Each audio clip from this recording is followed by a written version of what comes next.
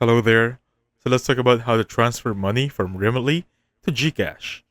Now first one, of course, create a Remitly account. Go to the Remitly.com or download the Remitly application. Sign up with your email, phone number, or basically personal info.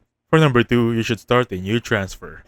Now choose Philippines as a destination country because GCash is going to be mainly on their Philippines. Select mobile money as your delivery method. Pick GCash from the list of mobile wallets and enter the recipient details. What you're gonna need would be the full name that match the GCash account, a GCash mobile number, a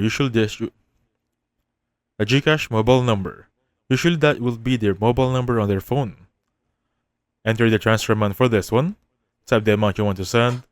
Remitly shows the exchange rate, transfer fees, and estimated delivery time.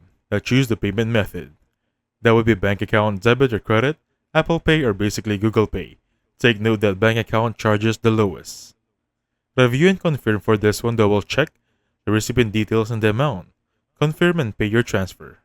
Wait for the funds to arrive. That will be around within a few minutes only.